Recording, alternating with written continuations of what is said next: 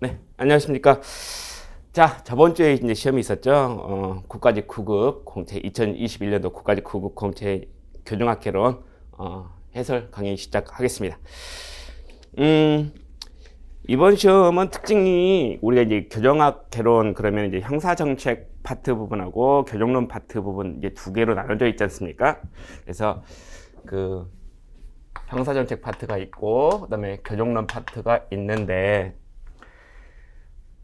기본적으로 이제 교정론 파트 부분이 출제가 많이 됐단 말이에요, 예전에는. 근데 이번에는 특이하게도 형사정책론 파트 부분이 출제가 상당히 많아졌어요. 그래가지고 형사정책론 부분에 이제 이론이 있고, 그다음 법령이 있고, 그리고 이번에 또 특징 중 하나가 판례 문제가 하나 나왔죠. 판례 문제가 하나 나왔습니다.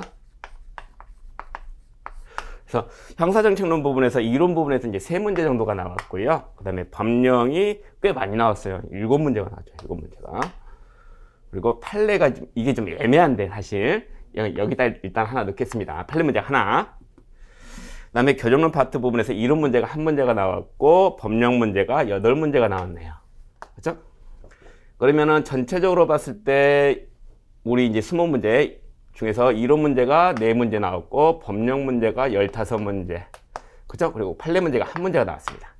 그래서 형사정책론, 교정론 이렇게 되고 있고, 그래서 출제 비중이 예전에 여기에 훨씬 더 이렇게 많았었는데 이번에는 오히려 더 형사정책론 파트 부분이 더 많이 나왔던 게 이번 이제 문제의 특징 중에 하나가 되죠. 그리고 이제 출제 이제 난이도를 좀 보자면은 한 2문제 정도가 좀 약간 까다로웠을 것이다라고 생각이 됩니다. 그래서 까다로운 문제를 보자면 뭐 이따가 나중에 다시 한번 보겠습니다만은 나 책형 기준으로 7번 문제 있죠. 7번 문제 이게 이제 판례 문제인데 이게 지금 교정학 개론에 관한 판례 문제라고 보기가 힘듭니다, 사실. 그죠? 오히려 형법 문제 또는 형사소송법 문제라고, 형법하고 형사소송법 문제가 이제 섞인 문제라고 이제 봐야 될, 그렇게 평가됩니다. 도저히 교정학개론에서 그 범위에 포함되는 문제라고 보기가 힘들어요. 그래서 이 문제는 뭐 알아서 맞추신 분들은 거의 없을 것이다 라고 보여지고요. 예. 어쩔 수가 없죠. 출제위원이 갑이니까. 그리고 하나 더 꼽아보자면 13번 문제 있죠. 13번 문제. 그 소년법원의 특성에 관한 문제입니다.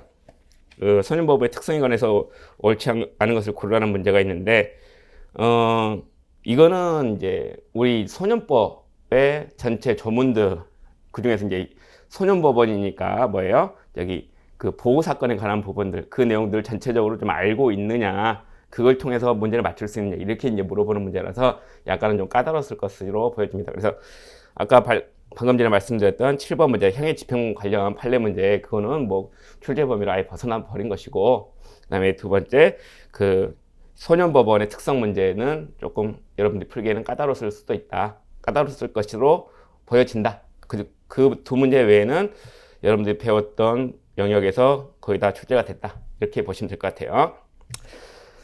자, 1번 문제 봅시다.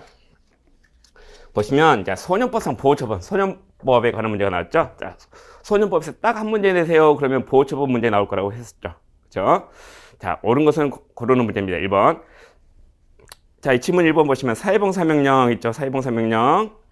3호 처분이죠. 나이 제한이 있다 그랬죠. 14세 이상 소년에게만 할 수 있다. 옳은 거 고르는 문제. 옳은 게 1번에 떡하니 나왔어. 그러면 2번, 3번, 4번 읽을 필요도 없이 넘어가는 거죠. 그죠? 자, 1번이 옳은 것이고 2번 봅시다. 2번 질문 봤더니 수강명령 2호 처분이죠. 그 다음에 장기 소년원 송치 보호 처분 10개 중에서 제일 밑에 있는 거 10호 처분이죠. 자, 이것도 나이 제한이 있더라. 뭐예요? 12살 이상. 그래서 사회봉사명령은 14세 이상. 수강명령하고 장기 소년원 송치는 뭐예요? 12세 이상이라고 그랬죠. 어떻게 알아놓자? 사회봉사명령은 사회봉사라는 일을 해야 되는 거니까 일을 할 만한 뭐예요? 육체적인 뭐예요? 단계에 이르러야 된다는 거죠. 그리고 수강명령 뭐예요? 교육 듣는 거잖아. 그리고 장기 소년원 송치, 소년원이 어떤 곳이라고 그랬죠? 교육기관이라고 그랬잖아요. 학교라고 그랬죠. 학교. 그죠? 교육받아야 돼. 수업 들어야 돼. 그럼 뭐예요? 말귀를 좀 알아먹을 만한 나이여야 된다라는 것이죠. 그죠? 이렇게 알아두자라고 말씀을 드렸었어요. 자, 2번 옳지 않고. 3번, 자, 단기 보관찰 처분, 장기 보관찰 처분 있죠.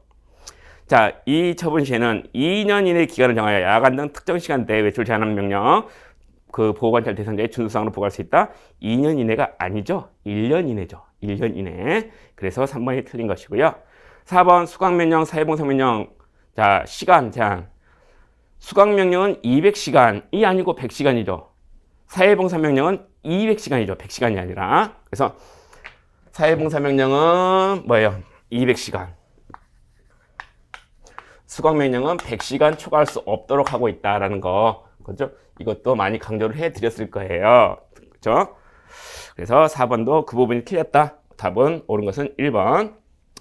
2번 봅니다. 자, 성폭력 범죄자의 성충동 약물 치료에 관한 법률. 자, 보안 처분 부분에서 우리가 많이 봤던 내용 아닙니까? 옳지 않은 거 골라보자. 자, 1번 치료명령. 이 약물 치료명령은 검사의 지휘를 받아서 보호관찰관이 집행한다. 당연한 얘기를 하는 것이죠. 그 다음에 2번 치료명령 받은 사람은 형의 집행이 종료, 면제, 가석방 또는 치료감의 집행이 종료, 가중료, 치료 위탁되는 날부터. 자, 뭐예요? 지금 이게 형의 집행이 종료, 면제, 가석방, 치료감의 집행이 종료, 가중료, 치료 위탁. 석방된 거예요. 좀 풀려난 거야.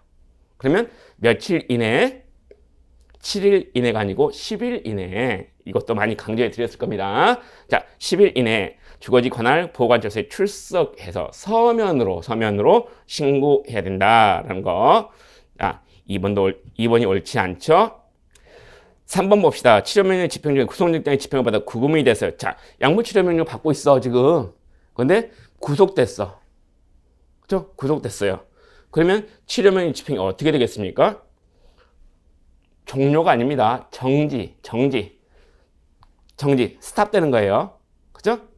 다시 이제 구속에서 풀려났다. 그럼 다시 또 치료명령이 진행이 되는 거고, 정지되는 것이다. 정지되는 거.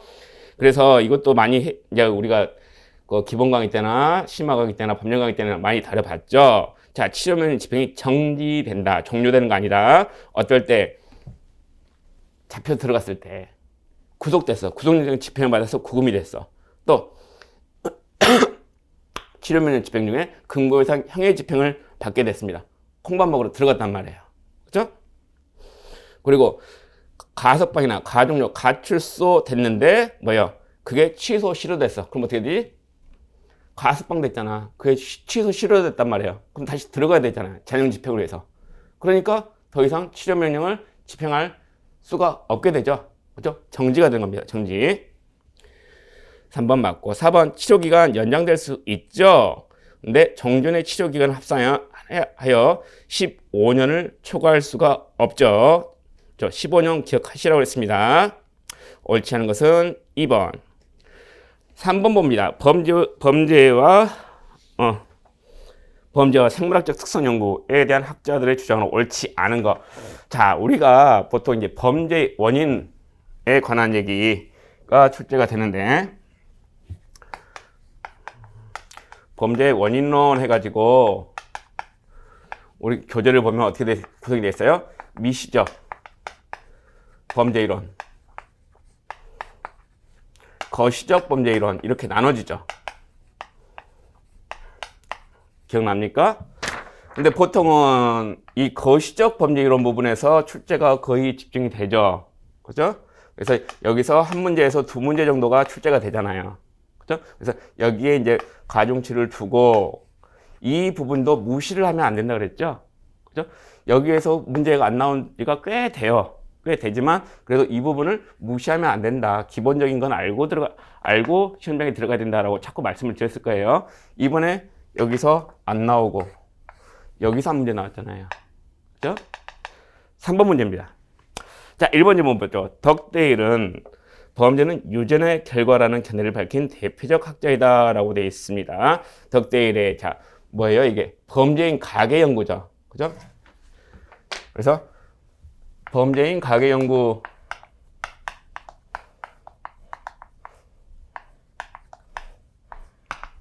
해가지고 주크가 연구니 칼리카크가 연구니 한 거죠.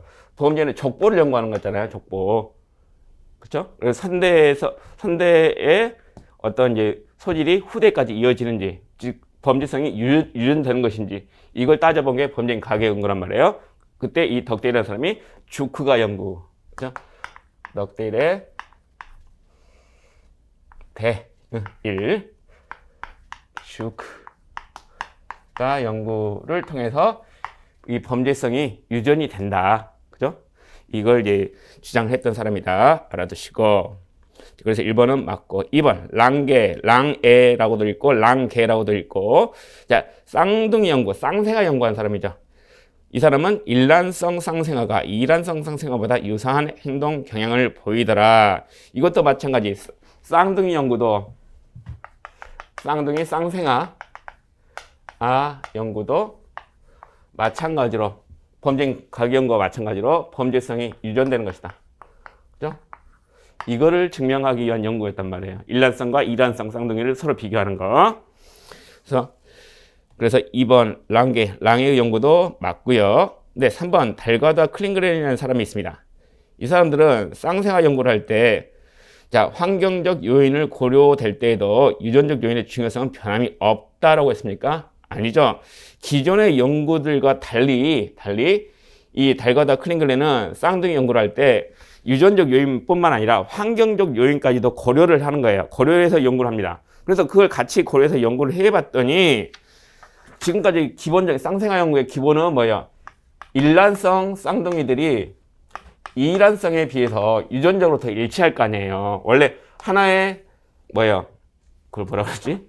수정란이 나눠져 가지고 두 사람으로 되는 거니까, 원래 처음부터 수정란이 두 개여가지고 각각 쌍둥이가 태어난 거하고 비교해 봤을 때 유전적으로 더 일치하지 않습니까? 일란성이. 그러니까 얘들의 일란성의 경우에 범죄 일치율도 이란성에 비해서 훨씬 더 높다, 이런 게 연구 결과였는데, 지금까지 전통적으로 이 달가다 클링글렌 이 사람들은 뭐예요? 환경이란 걸 고려를 해보니까 어떻더라? 일란성의 경우에는 물론 이제 그렇지 않은 경우들도 있어요. 근데 대부분의 경우는 성별이 같다란 거예요. 그리고 생김새도 훨씬 더 똑같고, 그러다 보니까 부모들이 양육 환경을 거의 유사하게 똑같이 같은 옷 입히고 같은 학교 보내고, 그죠? 같은 장난감 사주고 이런 식이란 거예요. 그래서 얘들의 행동이 더 일치되는 거 아니냐. 환경적인 요인을 무시할 수가 없다, 그죠? 그러다 보니까 거기서 이제 그런 이제 연구를 쭉 하다 보니까, 그래, 굳이 유전적인 측면을 가지고 이 쌍둥이들의 범죄 일치율을 이걸 비교할 필요가 없겠구나라는 결론에까지 다다른단 말이죠. 따라서 3번 질문에서 달가다 클링그렌이 쌍생아 연구에서 유전적 요인의 중요성은 변함이 없다라고 주장한 게 아니죠. 환경적 요인을 고려해 봤을 때 유전적 요인의 중요성이 거의 없더라, 별거 아니더라, 이렇게 주장을 한 거예요. 3번이 옳지 않습니다.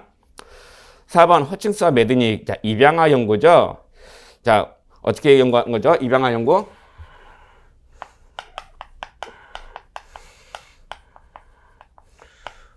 입양아 연구 또는 양자 연구라고 하죠. 양자 연구. 입양아 그리고 친부 그리고 양부, 친모도 되겠고, 양모도 되겠고, 서로 간의 범죄성을 비교를 해봤더니 나오죠. 어떤 경우가 제일 높아요? 자, 친부도 범죄자, 양부도 범죄자인 경우가, 입양아가 범죄자인 경우가 가장 많고, 첫 번째. 두 번째가 뭐죠? 친부는 범죄자이고 양부는 범죄자가 아니고, 세 번째는 친부는 범죄자가 아닌데 양부만 범죄자인 경우, 네 번째가 둘 다 아닌데 이놈만 나쁜 놈, 그죠? 이렇게 나타났다라는 거죠.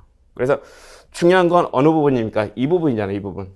친부만 범죄자인 경우하고 양부만 범죄자인 경우에 입양아가 범죄가 되는 비율이 뭐가 더 높은가, 이거잖아요. 그죠?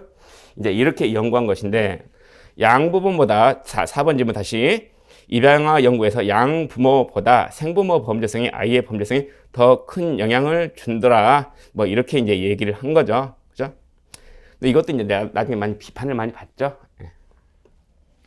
어쨌든 자, 옳지 않은 것은 3번이다 알아두시고, 자, 4번으로 갑니다. 교정론 문제죠. 수영자 등 호송 규정. 여러분들 이송 파트 부분에서 제 교재에 수영자 등 호송 규정이 들어가 있죠. 자, 옳지 않은 거 골라보자. 1번 봅시다. 피호송자가 호송 대상인 수용자죠. 도주를 했습니다. 그러면 호송할 때 서류 또는 그 수용자의 금품 이런 것들이 있을 거 아닙니까? 이거를 어떻게 해야 된다? 수송관서로 송부해야 됩니까?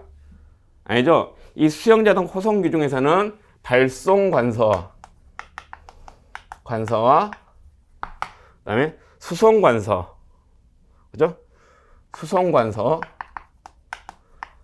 그리고 호송관서 이렇게 개념을 나눠 놓고 있어요. 그죠? 발송관서에서 수송관서로 이송이 되는 것이고, 이 이송에 관한 업무를 담당하는 곳이 호송관서란 말이죠. 그죠? 그러면 수용자가 도주했어. 서류하고 보면 수송관서 이송 가는 대로 돌려줍니까? 이송을 아직 못 갔잖아요. 이송 도중에 도망간 거잖아요. 지금 도주. 그럼 어떻게 해야 돼? 수송관서로 송부하는 게 아니고 발송관서로 다시 돌려보내야 되는 거죠. 발송관서에 반환을 해야 됩니다. 1번이 옳지 않고, 자, 2번, 3번, 4번은 다 여러분들 익히 잘 아시는 거죠. 교도소, 구치소 및 그 취소, 즉 교정시설에서 교정시설로 호송은 교도관이 행하는 것이고, 그 밖의 호송은요, 경찰관이나 아니면 검찰청 직원이 하는 것이죠. 그죠? 3번, 송치 중에 영치금품을 호송관에게 탁송했습니다. 그러면 호송관서의 보관 책임이 있죠. 맡겼으니까 당연히 보관 책임이 호송관서에 있는 것이고, 그러지 아니한 때에는 발송관서의 보관 책임이 있다. 그래서 그 뭐예요? 영치금품을 호송관에게 탁송했다는 건 뭐예요? 이송할 때 같이 가는 겁니다. 그러면 그 호송을 맡은 호송관서가 책임을 지겠죠. 근데 뭐예요? 탁송을 안 하고 별도로 보낼 때는 발송관서의 책임이 있을 거 아닙니까? 그죠? 그런 얘기다. 4번, 호송관의 여비, 호송 비용은 호송관서가 부담하나? 호송관서, 그죠? 피호송자를 규정시설이나 경찰관서에서 숙식하겠다. 그러면 그 비용은 교정시설이나 경찰관서가 부담한다. 우리나라의 경우는 뭐 그렇게 뭐 넓지가 않으니까, 전국이 일일 생활권이니까 뭐 도중에 숙식해야 되고 그럴 경우는 없겠죠. 근데 혹시라도 무슨 일이 사정이 있어서 숙식을 하게 되면 어차피 다 같은 국가기관이니까, 그죠? 그 비용을 그 숙식한 교정시설이나 경찰관서가 부담한다라고 규정을 하고 있는 겁니다. 이렇게 알아두시고요. 자, 4번까지 했죠? 5번 가봅시다. 형해집행 및 수용자의 처우에 관한 법령상 교정자문위원회. 자, 교정자문위원회 나올 확률이 상당히 높다고 했죠. 왜? 규정이 바뀌었으니까. 옛날에는 소장의 자문기구였고, 그래서 교정시설에 교정자문위원회를 둔다라고 돼 있었단 말이죠. 근데 개정이 됐죠. 개정이 돼가지고 지방교정청장의 자문에 응하는 것이고, 따라서 지방교정청에 교정자문위원회를 둔다고 그랬죠. 그래서 그 구성에 관한 규정들도 다 바뀌었죠. 그죠? 중요하다 그랬습니다. 자, 떡하니 나왔어요. 자, 5번에 1번 질문. 수용자 관리, 교정교화 등 사무에 관한 소장의 자문에 응하기 위해서, 소장의 자문에 응하기 위해서 교도소에 교정자문위원회를 둔다? 옛날 얘기죠? 지금은 아니죠. 지방교정청장의 자문에 응하기 위하여 지방교정청에 교정자문위원회를 둡니다. 1번 틀렸고, 2번. 교정자문위원회는 5명 이상 7명 이하의 위원으로 성별을 고려해 구성하고, 위원장은 위원 중에서 호송하며, 위원은 뭐 외부 인사 중에서 소장의 추천을 받아 법무부 장관이 위촉한다. 자, 상당히 문장이 길죠? 자, 하나하나씩 뜯어봅시다. 교정자문위원회는 5명 이상 7명 이하의 위원으로가 아니고 10명 이상 15명 이하의 위원으로 성별을 고려해서 구성하는 것이죠. 그 다음에 위원장은 위원 중에서 호선하며, 이거는 맞아요. 이 부분은 맞고, 위원은 교정에 관한 학식과 경험이 풍부한 외부 인사 중에서, 자, 교정자문위원회 외부 인사만으로 구성이 되죠. 여기까지 맞습니다. 누구의 추천을 받아 법무부 장관이 위촉한다? 소장의 추천을 받아 법무부 장관의 위촉을 하는 것이 아니고, 자, 소장이 자문기구가 아니잖아, 이제 더 이상. 응? 규정이 바뀌었잖아요. 교정자문위원회가. 지방교정청장의 자문기구 아닙니까? 교정자문위원회. 그러니까 누구의 추천을 받겠어요?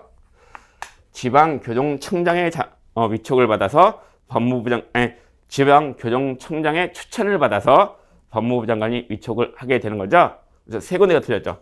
5명 이상 7명 이하가 아니고 10명 이상 15명 이하. 세 군데가 아니고 두 군데구나. 그 다음에 누구의 추천? 소장의 추천이 아니고 지방교정청장의 추천. 두 군데가 틀린 거예요, 지금. 3번 봅시다. 위원장이 부득이한 사유로 직무를 수행할 수 없어요. 바쁘시단 말이야. 그럼 누가? 부위원장이 그 직무를 대행하고, 그죠?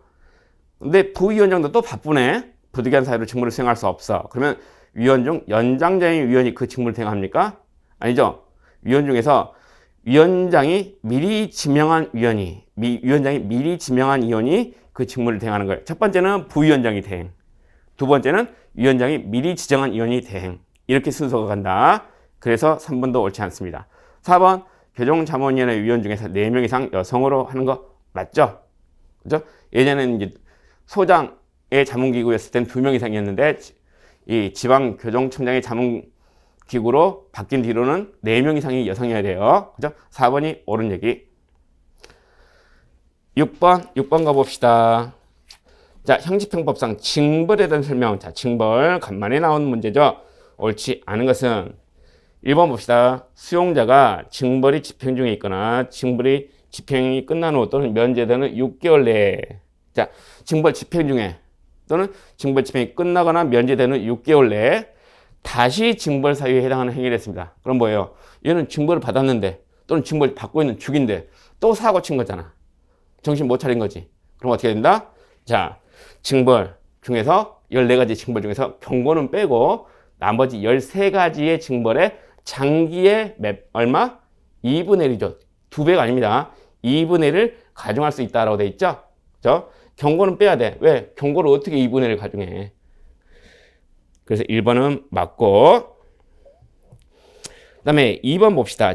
징벌 사유에 해당하는 행위를 하였다고 의심할 만한 이유가 있는 수용자. 자, 징벌 대상자라고 하는데, 자, 이 사람이 증거를 인멸할 우려가 있는 때에 한하여 조사기한 중 분리하여 수용할 수 있다. 자, 징벌 대상자에 대해서 조사기한 중 분리 수용할 수 있죠. 근데 그 분리 수용할 수 있는 사유가 뭐예요? 한 3가지가 있죠. 뭐예요? 증거를 인멸할 우려가 있더라. 다른 사람에게 위해를 끼칠 우려가 있더라. 세 번째가 다른 사람의 위해로부터 보호할 필요가 있더라.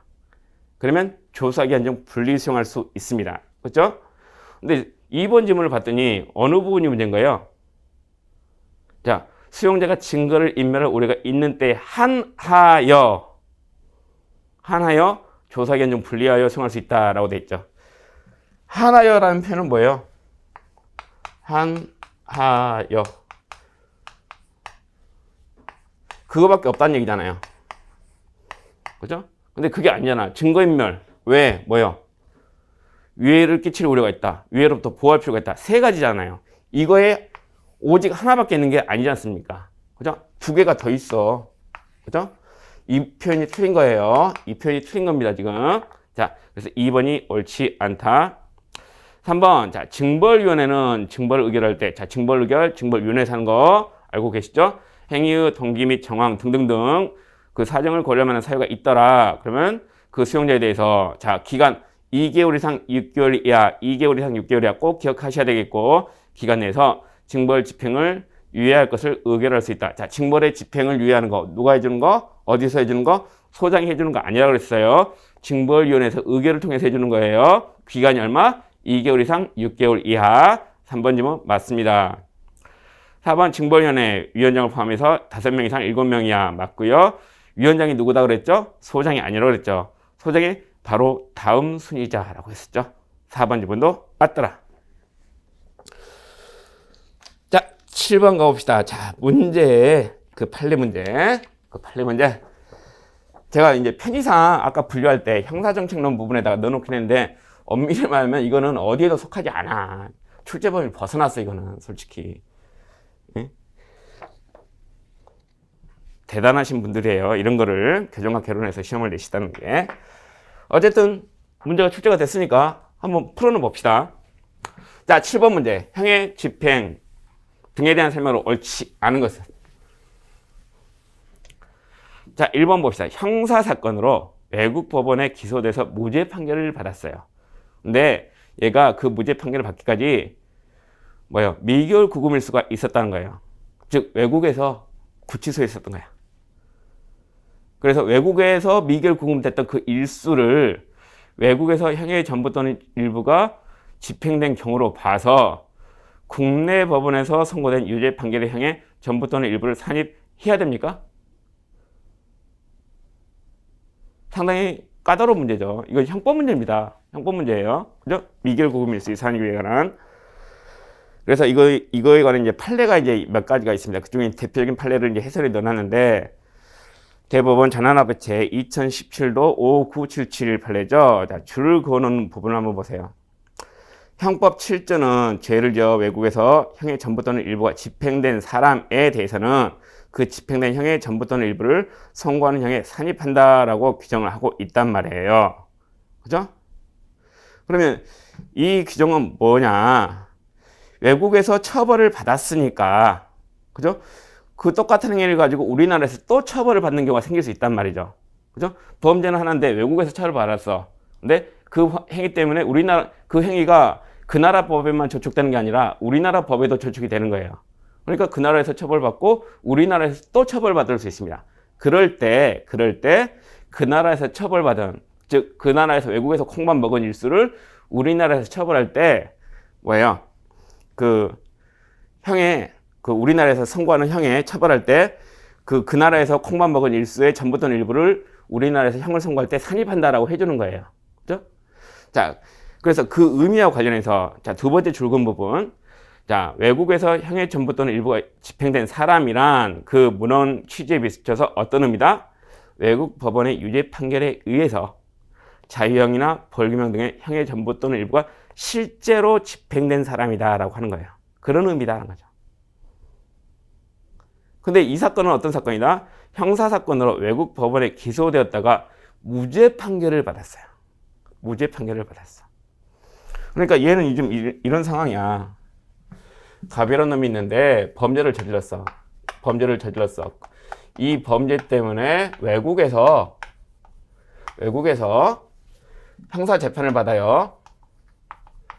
재판을 받는데 그 기간 동안 미결 구금이 돼 있었던 거예요.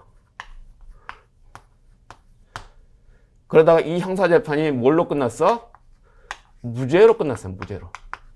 무죄 판결이 나와가지고 당연히 석방됐겠죠. 그리고 나서 이놈이 우리나라 들어오니까 자, 한국에서 이놈이 저지른 범죄에 대해서 또 공소제기가 된 거예요. 그래서 판결이 나왔죠. 당연히 유죄 판결이 나왔겠지. 그래야지 문제가 되는 거 아니에요. 유죄 이렇게 나왔습니다. 그럼 이 유죄에 대해서 형벌을 선고했을 거 아닙니까? 이때 이 외국 법원에서 형사재판을 받는 기간 동안 미결 구금이 됐던 이 일수를 이 형벌에 산입을 해줘야 되는 거 아니냐라는 거예요. 왜? 형법 7조에 규정하고 있잖아. 이 얘기거든요. 그죠? 자, 이 사람은 무죄 판결을 받기까지, 외국에서 무죄 판결을 받기까지 상당한 기간 동안 무의결 구금되었더라도 이걸 가지고 유죄 판결에 의해서 형이 실제로 집행된 걸로 볼 수 있겠습니까? 무죄 판결 받았잖아. 응? 미결 구금은 형벌의 집행은 아니잖아요. 유사성은 있지만 엄밀히 따르면 형벌의 집행은 아니란 말이에요. 형벌의 집행이 아니야. 그죠? 그렇기 때문에 이걸 외국에서 형의 전부 또는 일부가 집행된 사람이라고 볼 수가 없다라는 거예요. 유죄 판결 때문에 미결 구금이 된 게 아니에요. 그죠?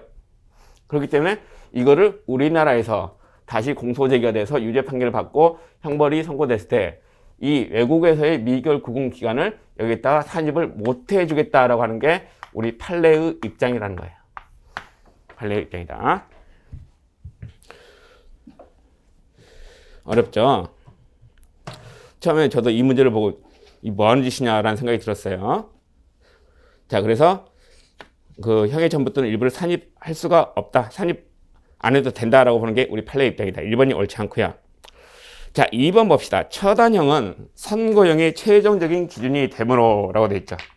자, 우리 양형의 과정 보시면 처음에 법정형이 있었죠. 뭐예요? 법정형. 법에 정해진 형벌이에요. 자, 살인죄를 저질렀다. 사형, 무기 또는 5년 이상의 징역에 처한다라고 돼 있단 말이죠. 그때 말은 사형, 무기 또는 5년 이상의 징역이 법정형인 거예요. 그럼 법정형 기준에서 처단원형을 정합니다. 법률상 가중 사유가 있거나 강경 사유가 있거나, 그죠? 피고인에게 불리한 사유가 있거나 유리한 사유가 있거나 이것들을 자 플러스 마이너스, 그죠? 해가지고 처단형의 범위를 정해요. 그리고 그 범위 내에서 구체적으로 형벌을 선고할 선고형을 정하는 거죠. 이렇게 진행이 되는 거잖아요. 양형의 과정이. 자, 이때 처단형은 선고형의 최종적인 기준이 되므로 무슨 얘기인지 아시겠죠? 그 범위는 법률에 따라서 엄격하게 정해야 됩니다. 별도의 명시적 규정이 없는 한, 자, 형법 56조에 열거하는 가중, 감경 사유, 즉 법에 정해져 있는 가중, 감경 사유에 해당하지 않는 다른 성질의 감경 사유를 인정할 수 있다, 없다? 없다라는 것이죠. 그죠? 법정형에다가 플러스 마이너스를 해가지고 처단형을 정한단 말이에요. 그죠? 여기는 이 플러스 마이너스 하는 거는 어디에? 형법에 정해진 것들만 해야 됩니다. 형법에 있는 것들만. 형법에 없는 걸 가지고 이놈은 생긴 게 마음에 안 들게 생겼으니까 더 가중. 얘는 좀 불쌍하게 생겼으니까 깎아주고. 이게 된다? 안 된다는 거예요. 안 된다. 그죠? 그래서 법에서 말하는, 법에 규정되어 있는 플러스 마이너스 사유가 없다면 함부로 가중 감경을 인정하면 안 된다는 게 이 판례의 입장인 것이죠. 그래서 2번은 맞는 얘기. 3번 봅시다. 판결 주문에서 경합범의 일부에 대해서 유죄가 선고되더라도 다른 부분에 대해서 무죄가 선고되었다면 형사보상을 청구할 수 있다. 자, 형사보상. 자, 무죄 선고됐을 때, 무죄 판결 났을 때 형사보상 청구가 가능하단 말이에요. 근데 우리가 형사보상을 배웁니까? 아니죠. 그죠? 형사소송법도 아니고. 그죠? 그 경우라도 미결국 밀수의 전부 또는 일부가 유죄에 대한 번영에 산입되는 것으로 확정되었다면 그 번영이 실형이든 집행유예가 부과된 형이든 불문하고 그 산입된 미결국 밀수는 형사보상의 대상이 되지 않는다. 자, 3번이 맞는 거죠?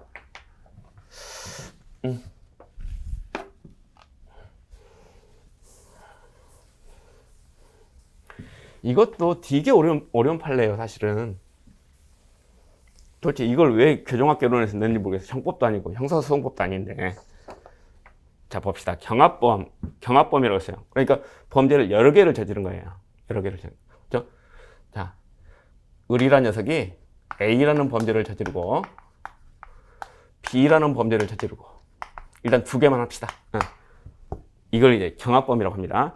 자, 그래서 일부에 대해서 이거는 유죄. 근데 나머지 비범죄는 무죄. 이렇게 나왔단 말이에요. 그럼 유죄 선고됐으면 이에 대해서 콩밥을 먹으면 되죠. 형벌 이제 선고해서 집행을 하면 됩니다. 근데 문제는 이 무죄 판결이 난 이 부분이에요. 무죄 판결이 나면 이거는 형사보상이 가능하거든요. 그죠? 자, 그런데 문제는 이 AB 범죄를 심판하기 위해서 을을 어떻게 했었던 거예요? 미결구금을 했던 거예요. 미결구금. 그죠? 구속을 시켰던 겁니다. 그러면 미결구금일수는 어떻게 해야 돼요? 산입할 수가 있잖아요. 형벌에 산입할 수가 있잖아요. 자유형에 대해서 산입할 수가 있잖아요. 그죠? 그래서 미결구금일수의 전부 또는 일부가 유죄에 대한 번영이 산입되는 것으로 확정되었다면 이렇게 돼 있죠? 그죠?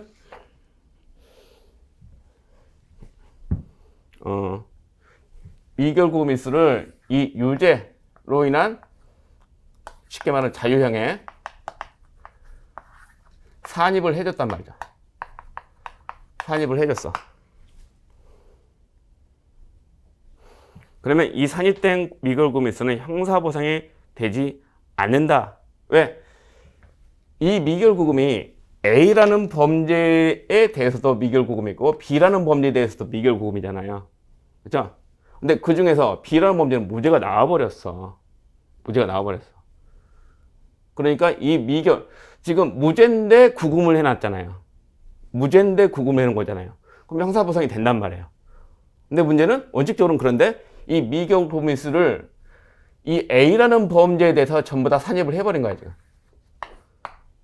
그죠? 그러면 전부 다 여기다가 산입을 해버렸다. 그러면 여기로 들어가는 부분이 없어져 버린다는 거죠. 그 얘기입니다. 그래서 그때는 여기에다가 전부 다 산입을 해줬으니까 B라는 범죄 때문에 미결 구금한 게 아니라는 거예요. 그래서 형사소송이 안 된다. 뭐 이런 논리죠.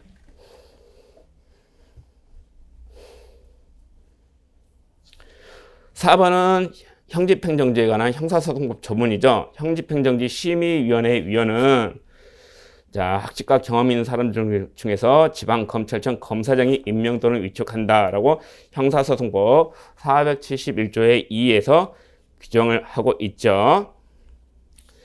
그래서 다시 한번 말씀드리지만 왜 이런 문제를 교정학개론에서 내는지 도통 이해를 못하겠습니다. 왜 그러셨을까요? 그죠? 알 수가 없죠. 어쨌든 이 7번 문제가 이번 9급 공채시험 교정학 개론 문제에서 가장 까다로운 어려운 문제죠. 어려운 문제 정도가 아니고 이거는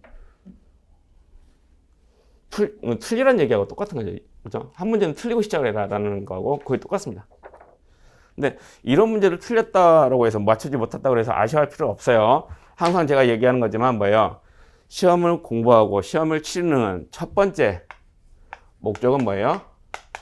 쉬운 거, 쉬운 문제 맞추자, 틀리지 말자예요. 왜? 쉬운 문제는 다른 사람들도 다 맞추는 거니까. 응?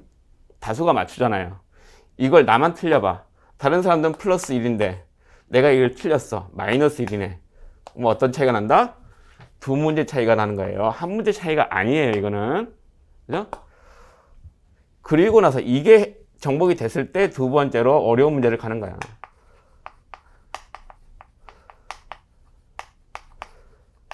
이거는 반대죠. 대부분의 수험생들은 틀립니다. 나도 틀렸네.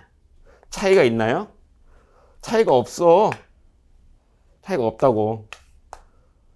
그죠? 이 생각을 하세요. 쉬운 문제를 틀리지 않고 실수하지 않고 맞추는 게 우리가 공부하는 첫 번째 목적이에요. 이거는 그 다음에 해결할 문제야. 그죠? 그래서 이런 7번 문제는 맞히면은 좋은 거고 찍어서 맞추면 좋은 거고 틀렸다고 해서 안타까울 필요는 없어요. 대부분의 사람들은 이걸 그죠? 뭐 사지선다이니까 확률은 25%겠지만 실제 정답률은 더 많이 떨어질 거예요. 그러니까 굳이 아쉬울 필요 없다. 자, 8번 문제로 갑시다. 형집행 법령상 수용자 이송에 대한 설명으로 옳은 것은 물어보고 있죠. 1번 법무부 장관은 이송 승인에 관한 권한을 법무부령으로 정하는 바에 따라 지방교정청장에게 위임할 수 있다. 법무부 장관이 이송 승인권을 지방교정청장에게 위임할 수 있는 거 맞죠? 근데 뭐에 따라서? 법무부령이 아니라 대통령령으로 정하는 바에 따라서 위임할 수 있는 거죠. 그래서 형집행 법률에서 위임을 하잖아요. 어디로? 대통령령, 그 다음에 법무부령, 시행령, 시행규칙으로 위임을 할 때 이렇게 위임을 하는 경우도 있고 이렇게 위임을 하는 경우도 있단 말이야. 이 중에서 뭐가 훨씬 더 많다? 시행규칙으로 위임하는 경우가 훨씬 더 많죠. 상대적으로 시행령, 대통령령에 위임하는 경우가 적죠. 그래서 이 경우는 반드시 좀 알아두자라고 말씀을 드렸죠. 그죠? 그 중에 하나가 이 이송 승인권을 지방교정청장에게 위임하는 경우였던 겁니다. 그래서 1번 옳지 않고, 자, 2번 수용자를 이송하는 경우에 의무관으로부터 수용자가 건강상 감당하기 어렵다라는 보고를 받으면 이송을 중지합니다. 그리고 이 사실을 누구에게 알려야 되는 거예요? 이송 받을 소장에게 알려야 되겠죠. 오늘 이송하기로 돼 있는데 얘가 몸이 안 좋아서 힘들다네. 뭐 오늘 못 가게 됐어. 응? 알고 있어. 이렇게 알려줘야 되죠. 그죠? 이송 받을 소장에게 알려야 됩니다. 3번 소장은 수용자의 정신질환 치료를 위해서 필요하다 인정하면 법무부 장관의 승인을 받아 치료감호시설로 이송할 수 있다. 자, 여기도 이송이 나오죠. 또 승인이라는 표현이 나옵니다. 근데 이때는 뭐 지방교정청장한테 위임하고 그런 게 아니에요. 왜? 지금 뭐예요? 교정시설에서 어디로 이송하는 거예요, 지금? 치료감호시설로 이송하잖아요. 그렇죠? 이송을 합니다. 그러면 교정시설, 치료감호시설 구분이 됩니까? 쉽게 말하면 교도소에서 치료감호소로 이송을 하는 거야. 교정시설은 법무부 산하기관이라 하지만 교정본부에 소속돼 있고, 치료감호시설은요, 법무부 옛날에 보호국, 지금은 범죄예방정책국의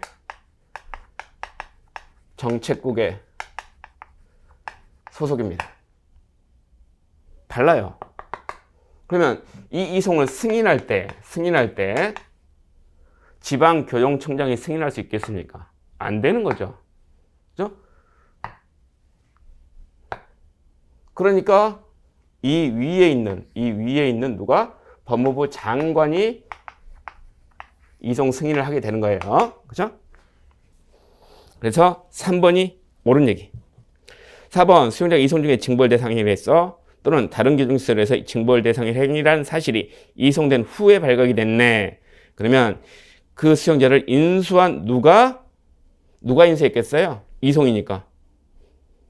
이송관, 즉 이사관, 교정시설의 소장이 징벌을 부과하겠죠. 인수한 지방교정청장이 그 수용자를 인수하지는 않을 거 아니에요. 인수한 소장이, 즉 이송관, 대소장이 징벌을 부과하겠죠. 그죠? 그래서 옳은 것은 3번밖에 없다.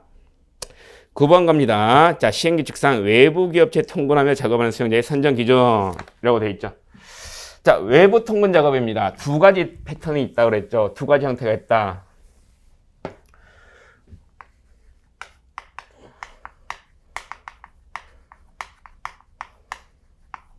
자, 첫 번째 형태는 말 그대로 외부 기업체 통근해서 작업하는 거. 두 번째 형태가 교정시설 안에 있는 외부 기업체의 작업장에 통근하는 경우 두 가지로 나눠지잖아요. 그죠? 그 중에서 이거 물어보고 있죠. 좀 문제를 보면 외부 기업체에 통근하며 작업하는 수용자의 선정 기준 그랬으니까 이 첫 번째 형태를 물어보고 있는 거예요. 자, 그래서 기업법 보시면 19세 이상 65세 미만 맞습니까? 65세 미만은 맞는데 19세 이상이 아니죠. 18세 이상이죠. 18세 이상. 기억번 옳지 않고. 그럼 기억번이 들어간 건 답이 아니야. 2번, 4번 지우고 1번 아니면 3번이죠. 그죠? 자, 니은번 해당 작업성에 건강상 장애가 없을 것 맞죠? 디귿번 봅시다. 뭐예요? 일반 경비 초급입니까? 아니죠. 외부 기업체 통근한 경우는 개방 완화까지죠. 교정시설 안에 설치된 외부 기업체 작업장에 통근한 경우는 개방 완화 일반까지죠. 그죠? 틀렸죠. 디귿번도. 리을번 가족 친지 등등등과 접견, 편지, 수수, 전화 통화 등으로 연락하고 있을 것. 이건 맞죠. 그죠? 그리고 미음번 집행할 형계 7년 미만이고 직업훈련이 제한되지 아니할 것. 그게 아니라 집행할 형계 7년 미만이고 가석방이 제한되지 아니할 것. 이렇게 들어가야 되는 거죠. 그래서 옳은 것은 뭡니까? 니은하고 리을밖에 없죠. 그죠? 1번입니다. 자, 이번에는 이걸 물어봤으니까 다음에는 이걸 물어볼 수도 있죠. 대비하셔야 됩니다. 10번 가봅시다. 시행규칙상 수용자의 처우에 대한 옳은 거 물어보고 있죠. 자, 지금 봤더니 1번 자 임산부인 수용자, 여성 수용자를 말한 거죠. 2번은 소년 수용자, 3번은 외국인 수용자, 4번은 노인 수용자에 관한 얘기예요. 뭐예요? 우리가 특별한 보호라고 되어 있는 부분에서 봤던 수용자들이 여기 줄줄이 나오고 있죠. 그렇죠? 그 내용입니다. 자, 1번 소장은 임산부인 수용자에 대해서 필요하다고 인정하는 경우에는 교정시설 근무하는 교도관의 의견을 들어 필요한 양의 죽 등의 주식과 별도로 마련된 부식을 지급할 수 있다. 맞는 것 같은데 자, 누구의 의견을 들어야 돼요? 교도관의 의견이 아니죠. 교정시설에 근무하는 의사, 즉 의무관 아저씨의 의견을 들어서 지급할 수 있는 거죠. 1번 옳지 않고. 2번 소년 수용자의 나이 적성 등을 고려해서 필요하다. 그러면 전화통화 횟수 늘릴 수 있죠. 근데 접견 횟수는 늘릴 수 없나요? 아니죠. 자, 애들이잖아요. 범죄자들이긴 하지만. 가족들 많이 자주 보고 싶겠죠. 그래서 전화통화 횟수 늘릴 수도 있고 그 다음에 접견 횟수도 늘릴 수 있습니다. 2번도 옳지 않고. 3번 외국인 수용자가 질병 등으로 위독하거나 사망했어. 그러면 알려야 됩니다. 그의 국적이나 시민권에 속하는 나라의 외교 공관 또는 영사관의 장이나 그 관원 그리고 또 누구? 가족에게 이를 알려야 되는데 자 10일 10일 이내. 10일 이내가 맞겠습니까? 즉시 알려야 됩니다. 즉시. 10일이면 뭐야? 사람이 죽고 10일이 지난 후에 알린다는 거는 장례 절차가 그 이후에 진행이 된다. 가족에게 그 10일 이후에 인계가 된다. 그 얘기잖아요, 지금. 그동안 뭐예요? 그럼 냉동고에 쳐놓겠다. 그 얘기예요. 지금 영안실에다가 즉시 알려야 되는 거예요. 10일 이내가 아닙니다. 4번이 이런 거죠. 노인 수용자가 거동이 불편해서 혼자 목욕하기 어려워. 그러면 요즘 그 뭡니까? 그 복지 사업으로 뭐 거동이 어려우신 그 분들, 나이 드신 분들 그 뭐 외출 같은 거 도와드리고 그다음에 뭐 먹을 것 챙겨드리고 또 목욕 서비스 같은 것들도 지자체에서 막 제공하고 그러잖아요. 그런 거랑 비슷하다고 보시면 돼요. 그걸 누가 한다? 교도관, 자원봉사자 또는 다른 수용자로 하여금 목욕을 보조하게 할 수 있다. 그죠? 4번이 옳습니다. 자, 10번까지 갔죠? 빨리 해야 되겠네. 11번입니다. 자, 소년사건 처리 절차 옳지 않은 거 보자. 1번, 형벌 법령에 저촉되는 행위를 한 10세 이상 14세 미만의 소년 누굽니까? 척법 소년이죠. 척법 소년. 이 녀석을 잡았어. 그러면 경찰서장이 직접 관할 소년부에 송치할 수 없나요? 아니죠. 직접 관할 소년부에 송치해야 됩니다. 송치해야 되는 거예요. 1번이 옳지 않다. 2번, 보호사건을 송치받은 소년부는 보호의 적정을 기하기 위해서 필요하다. 그러면 사건을 다른 관할 소년부에 이송할 수 있습니다. 만약에 자기 관할에 속하지 않는다. 그러면 그렇게 인정되면 어떻게 되죠? 관할에 속하는 소년부로 이송을 하여야 하는 것이고, 그죠? 구별해 줍니다. 그 다음에 3번, 소년 판사는 조사심리에 필요하다고 인정하면 기일을 지정하여 소환할 수 있다. 오라고 할 수 있죠. 누구입니까? 소환의 대상이.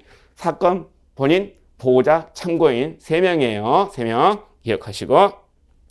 4번, 소년 판사가 심리 결과 보호 처분을 할 수 없거나 할 필요가 없다. 즉 불처분에 관한 얘기죠. 그러면 그 취지의 결정, 즉 불처분 결정을 하고 이를 사건 본인과 보호자에게 알려야 됩니다. 1번이 옳지 않은 것. 12번으로 갑니다. 실증주의 학파에 대한 설명을 옳지 않은 것. 자, 이것도 어려운 문제는 아니었죠. 자, 1번 페리 주소 찾아보세요. 실증주의 학파 중에서 이탈리아 학파. 그죠? 이탈리아 학파의 페리가 나오죠. 범죄자의 통제 밖에 있는 힘이 범죄성의 원인이므로 범죄자에게 그들의 행위에 대해서 개인적으로나 도덕적으로 책임을 물어서는 안 된다고 주장했다. 이걸 가지고 혹시 이게 틀린 거 아니야? 라고 생각했을 분들도 있을 것 같은데 의미를 잘 뜯어봐야 돼요. 자, 페리가 뭐라고 얘기했다? 범죄자의 통제 밖에 있는 힘이 범죄성의 원인이므로 이 표현이 뭐예요? 그죠? 내가 어떻게 할 수 있는 게 아니고 그런 것들에 영향을 받아서 범죄로 나아갈 수밖에 없었다는 표현이에요. 그죠? 그게 뭐다? 소질이나 실증주의에서 그러잖아요. 소질, 환경이 범죄의 원인이다. 소질, 환경에 영향을 받아서 범죄로 나아갈 수밖에 없었어. 결정론. 이게 실증주의의 기본적인 포맷 아닙니까? 형태. 그죠? 범죄자의 통제 밖에 있는 힘이 범죄성의 원인이다. 내가 어떻게 할 수 없어서 그 영향을 받아서 범죄로 나아갈 수밖에 없었다는 거야. 그 얘기예요, 지금. 그래서 범죄자에게 그들의 행위에 대해서 개인적으로 도덕적으로 책임을 물어서는 안 된다라고 주장을 했다. 개인적 도덕적으로 책임을 묻는 건 어느 입장의 얘기? 고존주의의 얘기. 그죠? 고존주의 얘기. 페리는 뭘 얘기를 하죠? 사회적 책임론. 특히 페리는 롬브로조, 소질을 강조한 이탈리아 학파에 속하는 롬브로조의 제자지만 독자적으로 범죄의 사회적 원인, 환경의 중요성을 페리는 주장을 하잖아요. 그래서 페리 주장 내용 보시면 사회적 책임론이라는 표현이 있는 거죠. 그죠? 그 얘기입니다. 1번 옳고 2번 범죄 연구에 있어서 체계적 객관적인 방법을 추구해야 된다. 과학적인 방법에 의해서 범죄 원인을 연구하자. 그 전에 고존주의에 비해서 그런 얘기를 하게 되는 게 실증주의의 출발인 것이고 2번 맞고요.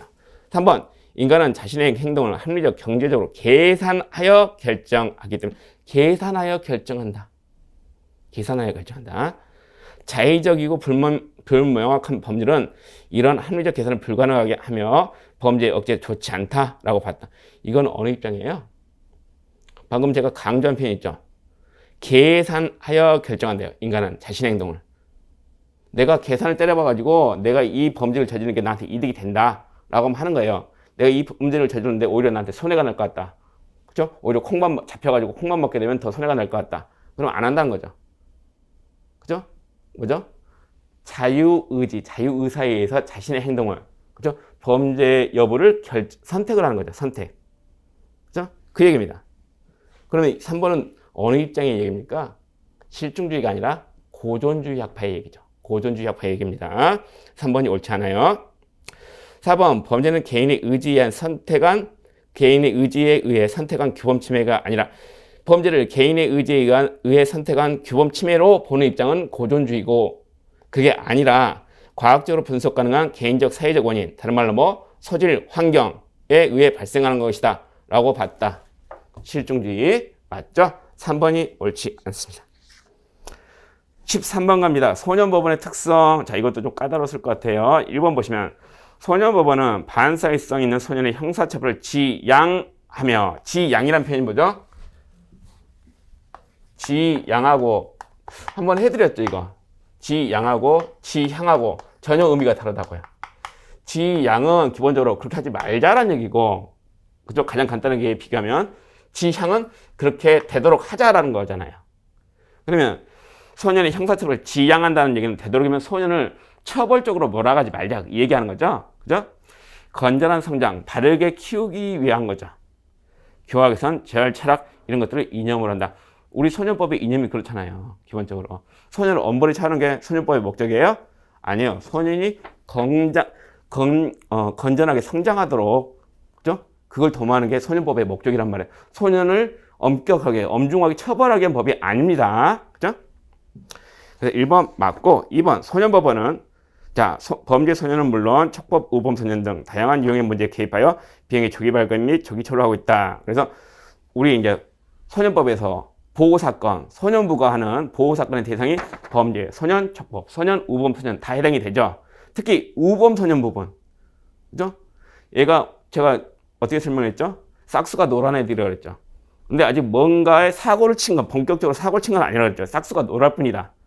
하지만 걔들에 대해서도 소년법원이 개입을 한다고 했죠. 왜? 예방, 범죄 예방, 비행 예방을 위해서, 예방주의. 그래서 비행의 조기 발견, 조기 처리를 하고 있다. 맞죠? 3번, 소년법원의 절차는 일반 법원에 비해서 비공식적이고 융통성이 있다. 왜 그렇습니까? 기본적으로 소년법은 직권, 법원의 직권, 즉 소년부의 직권이 많이 작용을 합니다. 그렇죠? 소년부에게 재량을 주는 거예요. 재량을 많이 줍니다. 그러니까 당연히 비공식적이고 융통성이 있을 수밖에 없죠. 4번, 소년법원은 감별 또는 분류심사 기능과 절차 과정이 잘 조직되어 있지 못한 한계가 있더라. 우리 소년법에 뭐 있습니까? 소년부에서 조사관에게 사건 본인, 이 말썽쟁이들에 대해서 조사하도록 명할 수도 있고요. 또 전문가의 진단을 고려해서 조사 심리하도록 하고 있고요. 또 임시조치 있었죠. 소년 판사 임시조치. 그죠? 거기서 보시면 소년 분류심사원의 위탁, 이런 조치들이 있단 말이에요. 그러니까 뭡니까?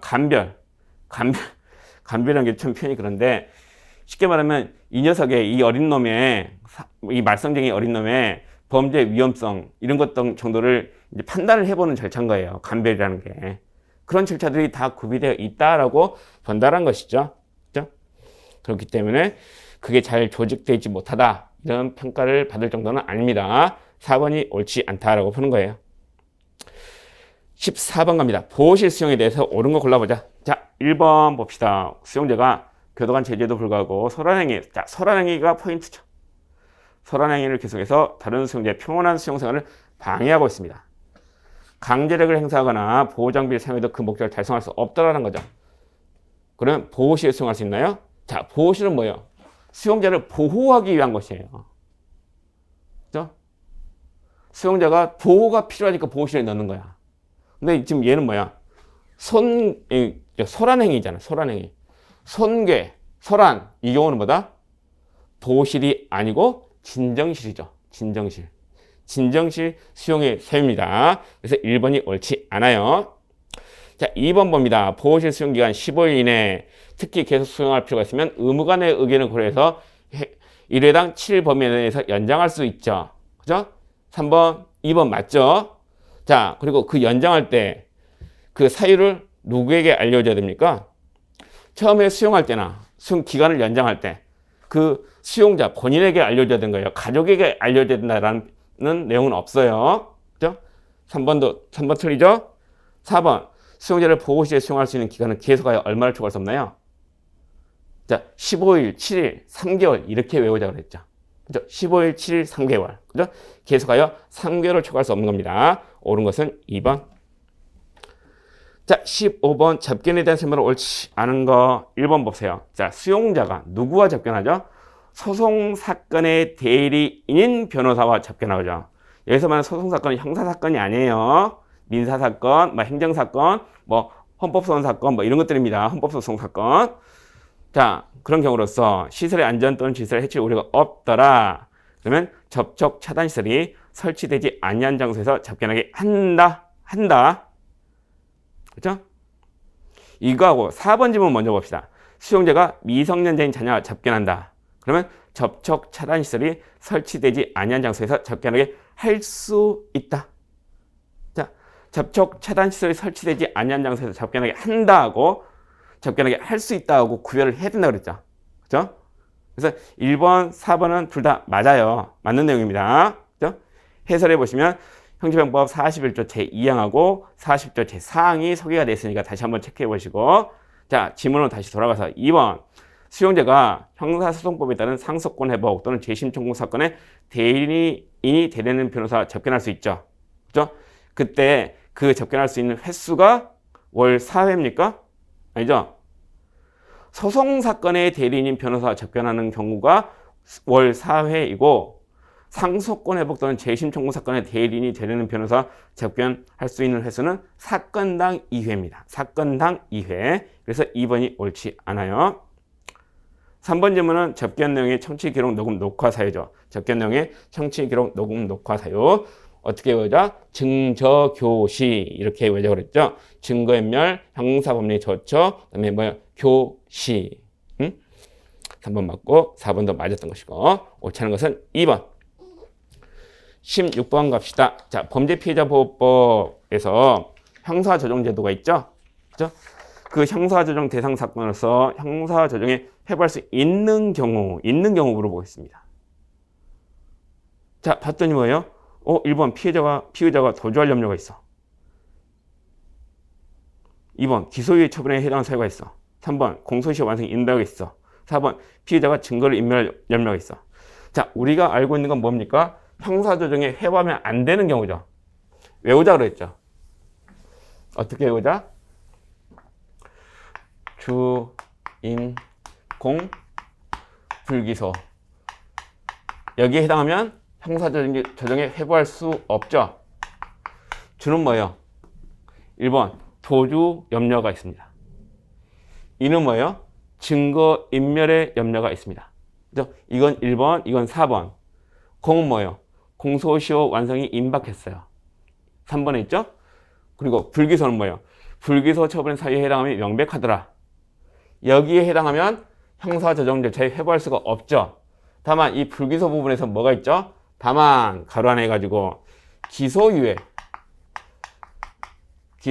사유에 해당하면 이거는 제외한다 라고 되어 있죠. 또는 기소유예 사유에 해당하면 제외한다는 얘기는 무슨 얘기입니까? 기소유예에 해당하면 형사조정에 회부를 못하는 것이 아니라 제외되니까 이거는 형사조정에 회부할 수 있다라는 얘기잖아요. 그렇죠? 이거 많이 설명드렸죠? 이런 거 틀리면 안 돼요. 형사조정에 회부할 수 있는 경우 2번입니다. 기소유예 처분의 사유에 해당하는 경우. 17번 갑시다. 자, 보호관찰 등에 관한 법률상 갱생보호제도. 자, 보안처분에 관한 얘기 또 나왔죠? 옳지 않은 거. 1번. 장관은 갱생보호 사업 허가 취소 또는 정지하라는 경우 청문이라는 걸 해야 됩니다. 1번 맞고. 2번. 장관은 갱생보호 사업자가 정당한 이유 없이 사업 허가를 받은 후 6개월 내에 사업을 시작하지 않거나 1년 이상 사업 실적이 없더라 허가를 취소해야 됩니다. 이게 이제 보호관찰 등에 관한 문 70조에 나오는 얘기죠. 그리고 3번. 자, 이것만 알고 있어도 이 문제는 맞추는 거예요. 갱생보호는 갱생보호 대상자의 신청에 의한 갱생보호와 법원의 직권에 의한 갱생보호로 규정되어 있다. 자, 이거 한번 제가 자세히 설명을 드린 적이 있어요. 한 번이 아니고 여러 번 들었던 것 같은데, 이게 갱생보호를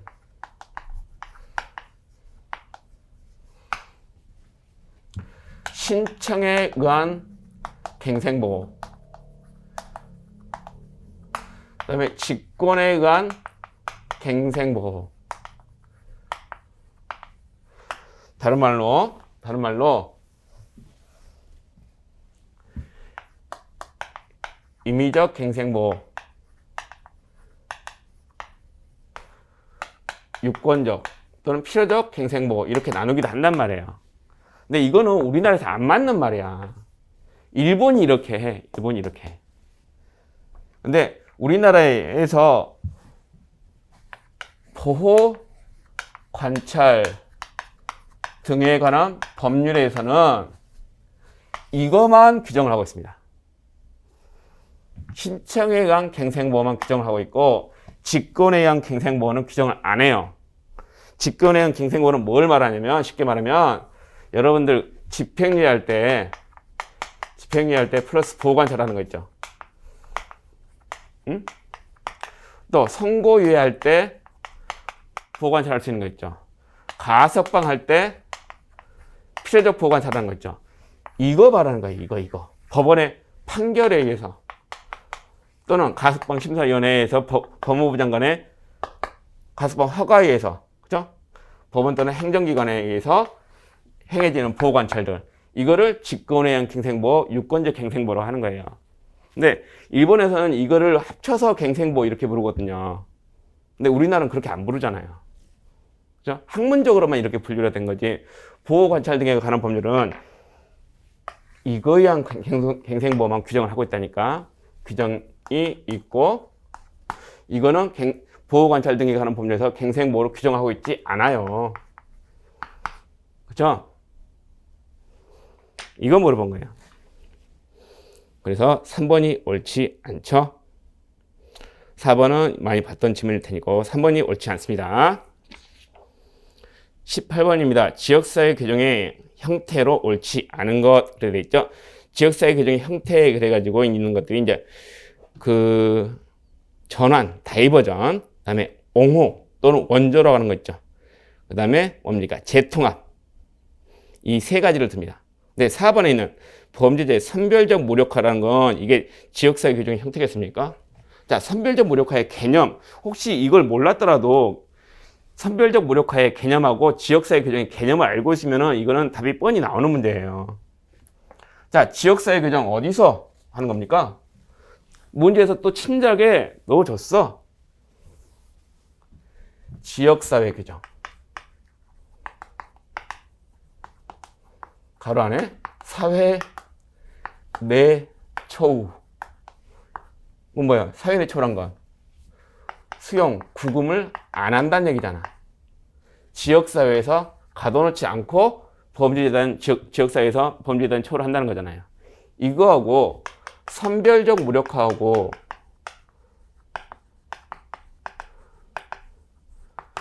이게 연결이 됩니까? 선별적 무력화는 뭡니까? 선별하자. 그래서 무력화시키자. 중범죄자 또는 거듭해서 범죄를 저지르는 애들, 누범, 이런 애들을 어떻게 함으로써 장기간 구금을 함으로써 사회 안전을 지키자, 그 얘기 아니에요.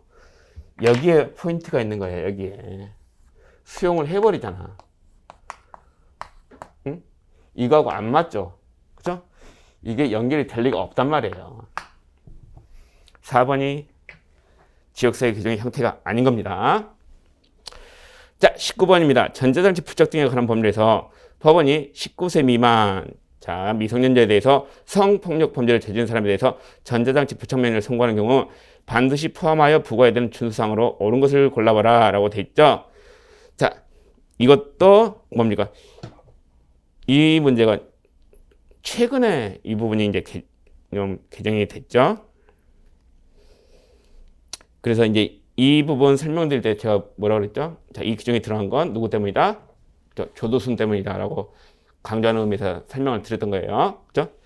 그래서 19세 미만 미성년자에 대해서 성폭력 범죄를 저질렀을 때, 자, 두 가지를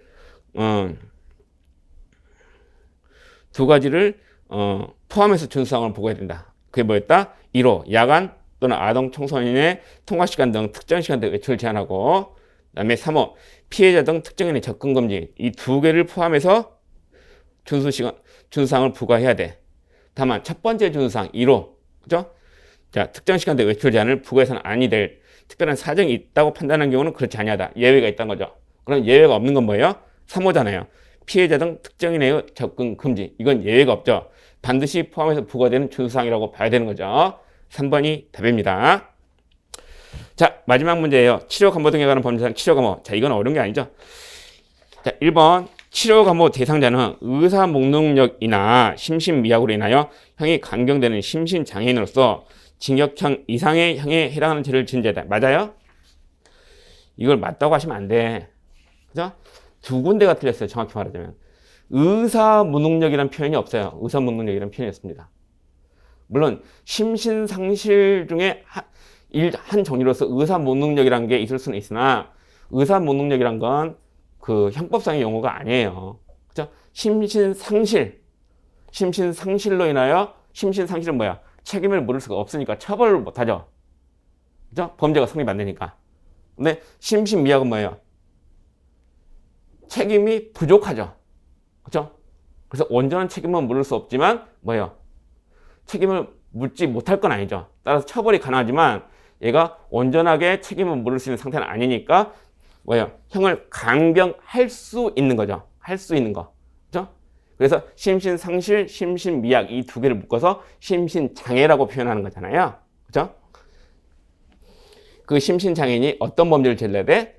징역형 이상이 아니고 금고 이상의 형에 해당하는 죄를 저질렀을 때 치료감호의 대상이 되는 거죠. 그죠? 두 부분이 틀렸습니다. 의사 무능력 부분, 그 다음에 징역형 이상이 아니고 금고 이상. 그죠? 금고 이상. 2번 보시면 피치료감호자를 치료감호 시설에 수용하는 기간은 심신장애인, 정신성적 장애인의 경우 15년을 초과할 수 없다. 이건 맞죠. 중독자의 경우는 2년을 초과할 수 없고요. 그죠? 3번, 자, 피치료감호제 치료감호가 가종료되었습니다. 가종료 또는 치료위탁 이런 것들이 됐을 때 뭐가 시작된다고요? 치료감호 등에 관한 법률상 보호관찰이 시작이 돼요. 그 기간은 딱 정해져 있다고 그랬죠. 얼마? 2년이 아니라 3년. 자, 4번 질문. 보호관찰 기간이 끝나더라도 재범 위험성이 없다고 판단될 때까지 치료감호가 종료되지 않는다. 이 표현은 뭐예요? 지금 치료감호가 가종료 또는 치료위탁 또는 치료위탁이 되면 하나 더 써야지. 치료 감호를 받고 있다가 치료 감호가 가종료되거나 또는 치료 위탁이 됐단 말이에요. 그럼 뭐가 시작이 돼?